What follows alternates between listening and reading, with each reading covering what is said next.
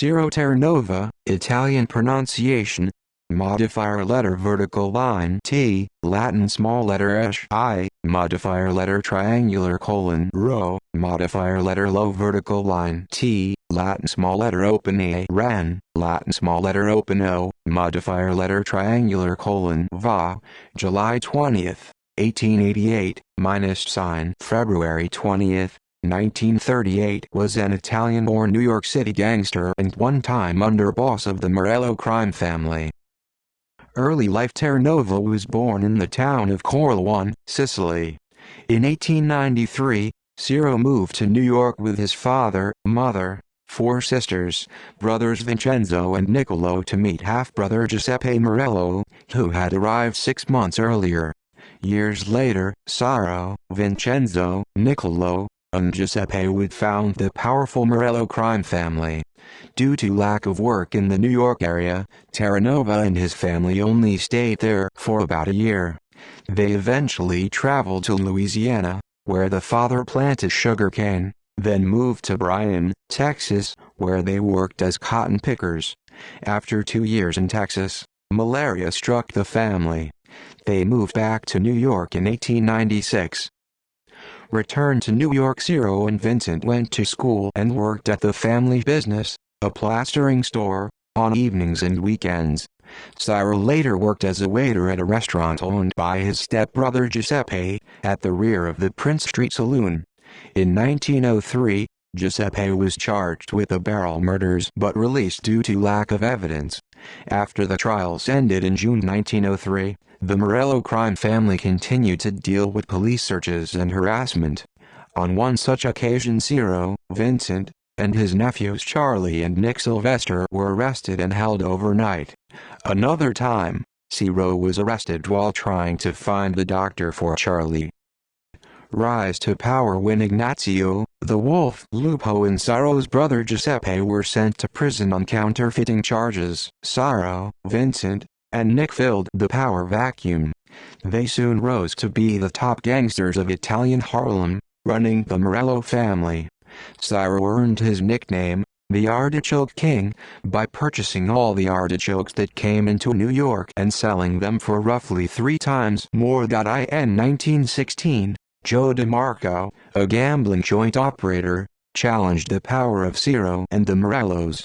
The Morellos then conspired with the Navy Street gang to kill Demarco and gave the job to Leo Loretano, the Navy Street leader. Loretano in turn passed the job on to Mike Feddo. Accounts differ as to what happened next. In one narrative, Feddo went to Demarco's club to kill him but could not identify Demarco and returned without finishing the job, which was then given to John. Johnny left Esposito, with Feddo as his assistant. Esposito likewise could not find Demarco, so he killed Charles Lombardi instead. Feddo eventually caught up with Demarco and murdered him. In another account of the Mafia Camorra War, Feddo shot Lombardi thinking he was Demarco. A third Morello associate in the room, Giuseppe Verrazzano, ended up killing Demarco. Change in power. After the Demarco murder, the police arrested hitman John Esposito. Esposito then implicated Ciro, who was indicted on the 2 murders. However, the charges against Ciro were soon dropped. The reason was that the testimony against Ciro was given by co-conspirators and accomplices, and under New York law outside corroboration was necessary. 2 weeks after the Demarco hit, but before his arrest, Esposito was ordered to kill Charles Ubriaco and Ciro's half-brother Nicholas, who were discussing peace terms with rival gang members. By 1920, the Morello-Terranova-Lupo rule was being challenged by Giuseppe "Joe the Boss" Masria, an up-and-coming gangster. Vincent Morello was murdered on East 116th Street. A powerful ally of the Morello family, Umberto Rocco Valenti, was killed by Charles "Lucky" Luciano, then a member of the Masria family.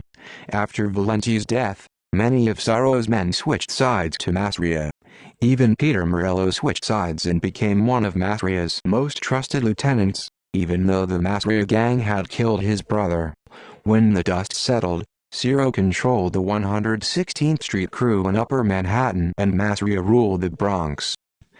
Castellammare's War. While the Castellammare's War was going on, Joe Valachi tried to patch up his friendship with Ciro and even befriended Ciro's driver, Tommy Galliano, who later became boss of the Lucchese crime family, then asked Valachi to take his side in the gang war. Valachi's first assignment was to kill Ciro's driver. Instead, Valachi killed Ciro's nephew, Joseph Catania. At Catania's funeral, Terranova swore revenge. Valachi also claimed to have killed Peter Morello, Ciro's half-brother, but Lucky Luciano said that Albert Anastasia and Frank Squilisi killed Morello. During the early 1930s, New York Mayor Fiorello LaGuardia led a successful effort to decriminalize the artichoke trade, destroying Terranova's power base. By the time of his death, Terranova was reportedly impoverished. Death on February 18, 1938, Ciro Terranova suffered a paralyzing stroke. He died 2 days later at Columbus Hospital, at age 49, with his son and wife at his side. Ciro was the only one of the 4 Terranova brothers to die in bed. Ciro and his 3 brothers lie in bare graves in Calvary Cemetery in Queens, New York, not far from Joe Petrosino, who investigated them, or other Morello crime family members, such as Ignazio Lupo the Wolf Lupo. In popular fiction and the television series The Untouchables, Terranova is portrayed by Jack Weston. References. Further reading: Critchley, David, 2008. The Origin of Organized Crime. The New York City Mafia, 1891–1931. New York, Routledge. Mike, 2009. The First Family, Terror, Extortion and the Birth of the American Mafia. London, Simon & Schuster.